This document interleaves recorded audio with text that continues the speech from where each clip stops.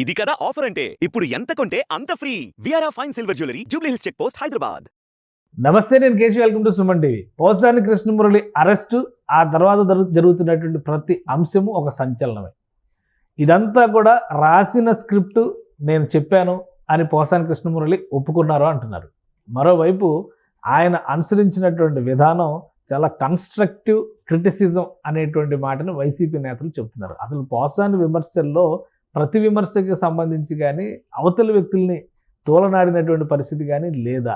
అలానే పోసాని కృష్ణమురళి తను ఎవరో రాసిచ్చిన స్క్రిప్ట్ను చదివే స్థితిలో నిజంగానే ఉన్నారా? అసలు ఏం జరుగుతుంది? రిమాండ్ రిపోర్ట్ ఏం చెబుతోంది? ఈ విషయాన్ని విశ్లేషించే ప్రయత్నం చేద్దాం. మనతో పాటు అనలిస్ట్ చంద్ర శ్రీనివాస్ గారు. నమస్కారం. నమస్కారం కేశవ్ గారు. ఈ పోసాని కృష్ణమురళి గారి అరెస్ట్ అనేది ఒక సంచలనం అనిపించింది. తర్వాత వస్తున్నటువంటి అన్ని కూడా పెను సంచలనాలు అనిపిస్తున్నాయి. ఆయన ఎవరో రాసిచ్చిన స్క్రిప్ట్ నేను చదివాను అంటున్నారు, తప్పు అయిపోయింది అంటున్నారు, పశ్చాత్తాపం అంటున్నారు. ఏంటి అసలు నిజంగా ఆయన అంగీకరించినవా? ఇవన్నీ వైరల్ అవుతున్నటువంటి ఎవరు స్పెక్యులేషన్స్ వాళ్ళు రాసుకుంటున్నారని చెప్పని అనుకోవాలి. ఇవన్నీ ఒక ఎత్తు అయితే అండి, వీ స్టాండ్ ఫర్ పోసాని అంటున్నారు.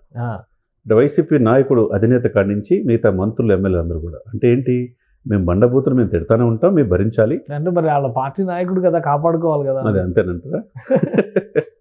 ఒకటి సార్, నేను ఎప్పుడు చెప్తూ ఉంటే వ్యక్తిగత అన్నం జీవితంలో మంచిది కాదు. వీళ్ళు మరీ మనిషిని దారుణంగా ఇంట్లో భార్యల్ని, పిల్లల్ని ఎవరిని వదల. ఇకపోతే మీరు చెప్పినట్టు రిమాండ్ రిపోర్టు, ఆయన క్రైమ్ నెంబర్ 65/2025, ఆయన ఖైదీ నెంబర్ 2261. సినిమాల్లోనే కాకుండా నిజ జీవితంలోనే ఖైదీ అయిపోయాడు. ఒక ముద్ర పడిపోయింది. 14 రోజులు రిమాండ్.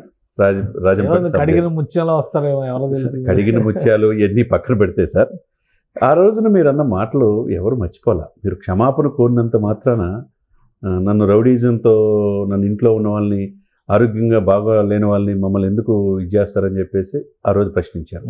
సరే, ఆ తర్వాత వాళ్ళ శ్రీమతి గారిని జగన్మోహన్ రెడ్డి గారు పరామర్శించారు. రాక్షస పాలన నడుస్తుందమ్మా, మీకు న్యాయం జరుగుద్దని చెప్పి అంటున్నాడు. సరే, ఓకే, నా నాయకుడు అన్న మాటలు.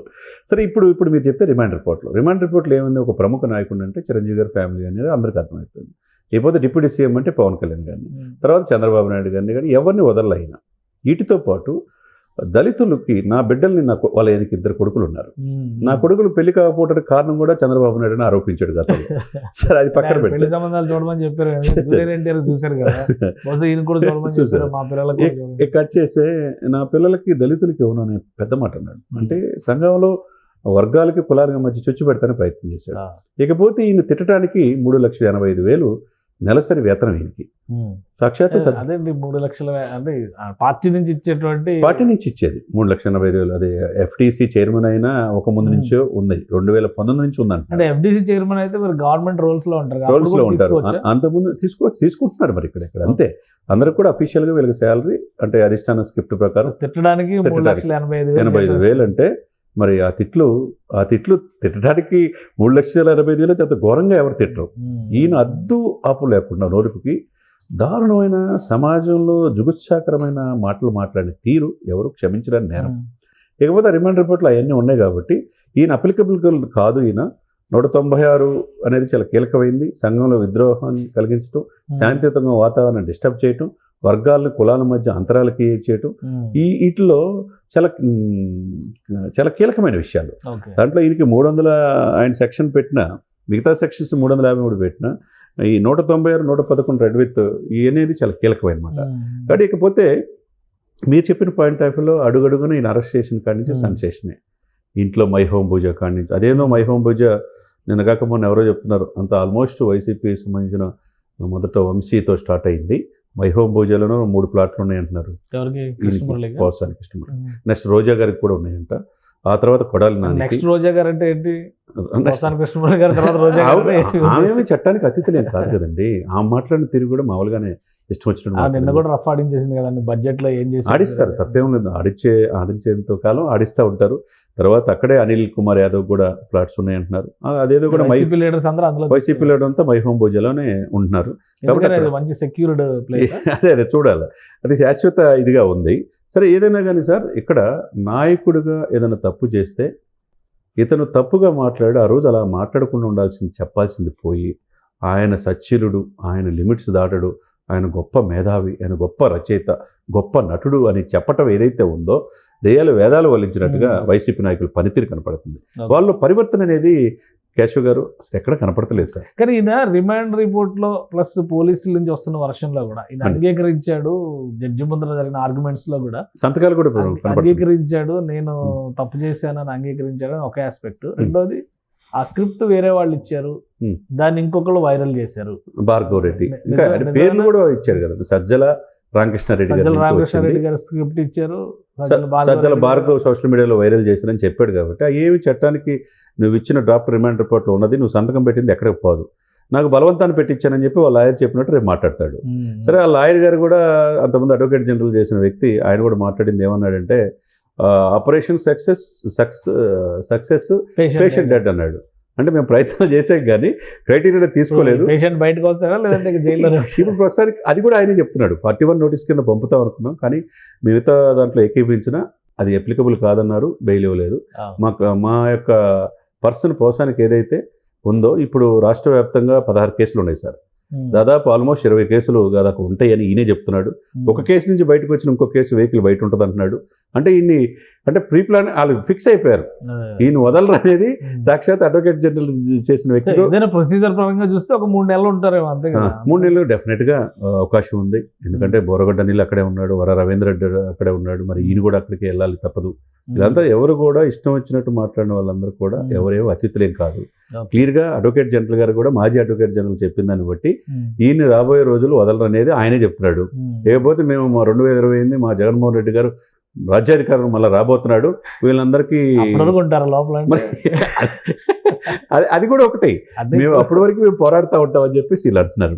ఏదైనా కానీ వీళ్ళకి పశ్చాత్తాపం కనపట్ల, బెదిరింపు ధోరణే కనపడుతుంది ఇప్పుడు కూడా. అంటే కష్టకాలంలో నాయకులు కష్టంలో ఉన్నప్పుడు పార్టీ అండగా నిలుస్తుంది అనే కోణంలో చూసినప్పుడు జగన్మోహన్ రెడ్డి గారు అండగా నిలుస్తున్నారు, పార్టీ నాయకులు వీళ్ళకి సపోర్టింగ్గా మాట్లాడుతున్నారు, వాళ్ళు తప్పేం లేదని చెప్పని దీనిలో వెనకేసుకొస్తున్నారు.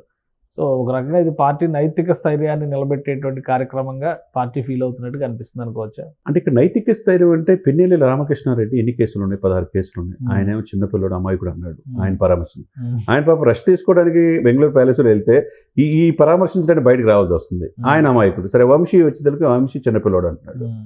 తర్వాత మనం చూసాం కోడ్ కూడా ఉల్లంఘించి మిర్చి యాడ్లో చేసింది. ఇకపోతే పోసాని కూడా అమాయకుడు అంటున్నారు. ఇంకా అంటే తిట్టినోళ్ళు మీడియాలో ఇలా మాటలన్నీ కూడా వైరల్ అవుతుంటే వీళ్ళు ఎలా అమాయకులు అవుతారండి? అవి తిట్లు కావు, ప్రవచనాలనే. ఇక చాగంటి గారు చెప్పాలి, ఈ ప్రవచనాలు ఎవరి ఈ తిట్ల ప్రవచనాలు గారు డిస్క్వాలిఫైడ్, ఈ కేటగిరీలో డిస్క్వాలిఫై అవుతారు. అవును, ఆయన మంచి ప్రవచనాలు పైన అనర్హత వేటు వేయబడుతుంది. తప్పు సార్, ఏదైనా కానీ సార్ ఒకటి సార్, రాజకీయాల్లో హుందాగా ఉండాలి. ఈ దేశంలో ఏ రాష్ట్రంలో లేని విధంగా ఆంధ్రప్రదేశ్లో బూతులు ఎక్కువగా ఎవరు తిట్టారో వాళ్ళకి పదవులు వచ్చినాయి సార్. జోగి రమేష్కి వచ్చిన, పోసానికి ఫిలిం డెవలపర్ గారు చైర్మన్ అయినా. ఇప్పుడు వైరల్ అవుతుంది ఒక వీడియో, ఆయన తిట్టమన్నారు అని చెప్పని ఉమ్మారెడ్డి వెంకటేశ్వర గారు రోజా గారికి చెప్తున్న వీడియో స్టేజ్ మీద అప్పుడే వచ్చింది కదా, అది మళ్ళీ ఇప్పుడు వైరల్ అవుతుంది. అంటే దీన్ని బట్టి నాయకుడు ఏ విధమైన ఉన్న మైండ్ గేమ్ ఇది పాలిటిక్స్ లేదని మైండ్ గేమ్. మానసికంగా ఒక రకంగా ఎదుటి వాళ్ళని ఇబ్బంది, మానసిక అత్యాచారం చేశారు సార్ వీళ్ళు. యాక్చువల్గా వీళ్ళు చేసిన మాటలు, వీళ్ళ కథలు, వీళ్ళ వ్యవహారాలు ఇవన్నీ చూస్తుంటే ఇప్పుడేదో శుద్ధపూసలాగా మేము అమాయకులు అన్నట్టుగా వీళ్ళు వ్యవహరిస్తే మాత్రం ఎవరు కూడా అక్కడ సానుభూతి ఎవరు అర్థం చేయట్లా. వాళ్ళు చేసిన దానికి ప్రజలకి ఒక టెస్టింగ్ టైం లాగా ఉంటుంది. అంతే, ఏది నిజం, ఏది అబద్ధం, ఏది కరెక్ట్, ఏది రాంగ్, ఎందుకు అందరూ తెలుసు ప్రజలు చాలా తెలియగలరు. కాబట్టి లీగల్ ప్రొసీజర్ లో మాత్రమే క్లారిటీ. అంతే తప్పితే దీంట్లో ప్రజలు వాళ్ళు తప్పు చేశారని అందరికి చూసిన వాళ్ళే, ఆయన ప్రవచనాలు విన్నవాళ్ళే. కాబట్టి దీనికి ఏమి సానుభూతి ఎవరికి లేదు. ఒక నాయకుడికి వైసీపీ కార్యకర్త. ఇండస్ట్రీలో కూడా అదే పరిస్థితి ఉందా? ఎవరు ఖండించడం, ఎవరు ఇక్కడ ఇప్పుడు వరకు ఒక్కళ్ళైనా ఖండించింది ఎవరైనా చూసారా మీరు?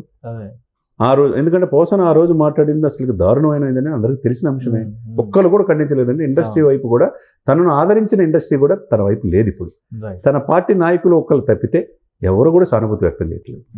థ్యాంక్ యూ శ్రీనివాస్ గారు. ఇది పోసాని కృష్ణమురళికి సంబంధించిన రిమాండ్ రిపోర్ట్లో చాలా క్లియర్గా ఉంది. ఆయన అన్న మాటలు ఎవరో రాసిచ్చిన స్క్రిప్ట్, తదుపరి విచారణలో భాగంగా అరెస్టులు అక్కడి వరకు వెళ్తాయా, లేదంటే వైఎస్ఆర్సీపీ చెబుతున్నట్టుగా నైతిక నియమావళికి అనుగుణంగానే పోసాని కృష్ణమురళి ప్రవర్తించాలనేటువంటి వాదనని కోర్టులు పరిగణలోకి తీసుకుంటాయి. ఇది వేచి చూడాల్సినటువంటి సందర్భం. కానీ చాలా కేసులు ఆయన పైన పెండింగ్లో ఉన్న నేపథ్యంలో కనీసం 3 నెలల వరకు ఆయన జైల్లో ఉండాల్సిన పరిస్థితి ఉందని చంద్ర శ్రీనివాస్ గారు విశ్లేషిస్తున్నారు. ఇది special discussion. Keep watching. Suman టీవీలో మీ పర్సనల్ అండ్ బిజినెస్ ప్రమోషన్స్ కోసం కింది నెంబర్కి కాంటాక్ట్ చేయండి.